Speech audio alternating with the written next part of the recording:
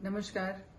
जो पिछले बहुत सारे दिनों से, बहुत वर्षों से जो मैं लड़ाई लड़ रही हूँ, कुछ दिन पहले जो हाई कोर्ट का निर्णय आया, हाई कोर्ट के निर्णय के अगेंस्ट में मैं सुप्रीम कोर्ट गई।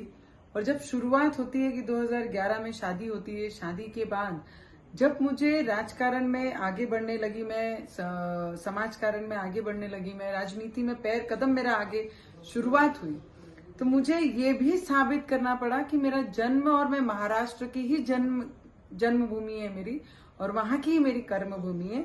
यहां से मेरा परिश्रम, मेरा संघर्ष मेरे जीवन में शुरू हुआ।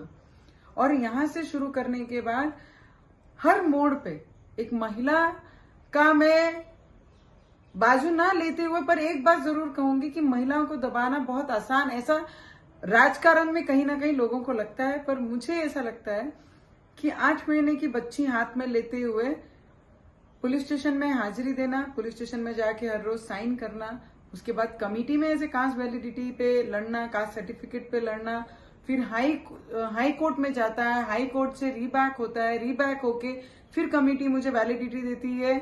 जो सुप्रीम कोर्ट के गाइडलाइंस के अनुसार जो बनी हुई कमिटी है, उसमें आईएएस ऑफिसर बैठते हैं, जिनकी कमिटी रहती है, वो आपको अथॉरिटी करके देते हैं कि आप ये कास्ट को बिलोंग करते हैं एज योर डॉक्यूमेंट्स के आधार पे। और ऐसे कमिटी ने 2 बार आदेश दिए, सुप्रीम कोर्ट ने रीबैक किया, रीबैक करने के बाद फिर आदेश मेरे पक्ष में आए। फिर अनुसूचित जाति जमाती आयोग जो है केंद्र में, वहां पर सिटिंग एमपी जिन्होंने ये केस को अभी भी सुप्रीम कोर्ट में डाला है, वो सिटिंग एमपी होने के बावजूद अनुसूचित जाति जमाती में वहां पर भी केस जीतते हैं। उसके बाद में 2019 का केस इलेक्शन लड़ती हूँ और जीत के आती हूँ।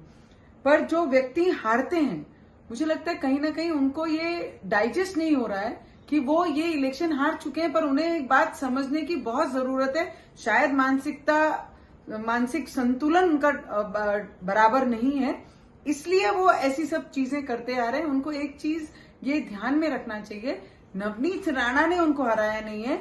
नवनीत राणा जहां की बहू है, जिस जिले की, अमरावती जिले के लोगों ने उनको नकारा हुआ है, उनको बाजू में रखकर एक नया चेहरे को मौका दिया और एक महिला को मौका दिया। और वही मौके से मैं ये सदन में आई, और जब जब मैंने आवाज उठाई तो हमारे महाराष्ट्र के किसानों की आवाज बनी, महाराष्ट्र के किसान मजदूरों की आवाज बनी, महाराष्ट्र की महिलाओं की आवाज बनी, महिलाओं के पीड़ित होने पर उस पर आवाज बनी। कोविड के पीरियड में ये सरकार ने, जो उद्धव ठाकरे की सरकार ने जो काम विरोध में, हमारे महाराष्ट्र की जनता के विरोध में लिए, उसके लिए मैं महाराष्ट्र की जनता की आवाज बनकर ये लोकसभा में आवाज उठाती थी। और एक महिला की आवाज दबाने का जो प्रयत्न हमारे महाराष्ट्र में हो रहा है, बहुत आसान माना जाता है कि महिलाओं की आवाज दबाना बहुत इजी है। मुझे लगता है जब मैं ऐसे मेंबर ऑफ पार्लियामेंट, लोकसभा को रिप्रेजेंट, लोकसभा में वन ऑफ द मेंबर हूं, और जब मैं महिलाओं को रिप्रेजेंट कर रही हूं, तो मैं सिर्फ एक डिस्ट्रिक्ट को नहीं रिप्रेजेंट कर रही हूं या एक राज्य को रिप्रेजेंट नहीं कर रही हूं, एक देश के पूरी महिलाओं को उनकी आवाज बनकर यहाँ रिप्रेजेंट कर रही हूं। अगर मैं खुद के लिए लड़ नहीं पाई, तो आने वाले समय में बाकी महिलाओं को कहां पे न्याय देने के लिए उनके लिए आवाज बन सकूंगी।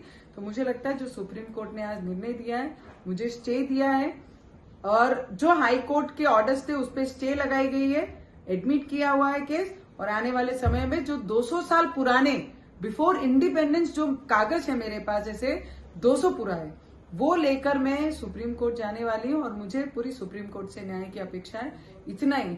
और जितने भी लोग मेरे साथ उनकी दुआएं, ब्लेसिंग्स थी, सभी को दिल से बहुत बहुत धन्यवाद करती हूँ। आगे भी लड़ती, पहले भी लड़ती थी, अब भी लड़ूंगी, और आने वाले समय में भी लड़ूंगी। उद्धव ठाकरे साहब को इतना ही बोलना चाहूंगी कि महिलाओं को दबाना राजकारण में मुझे लगता है बहुत आसानी है, पर इस महिला को दबाना और इसकी आवाज दबाना इतना इजी नहीं होगा।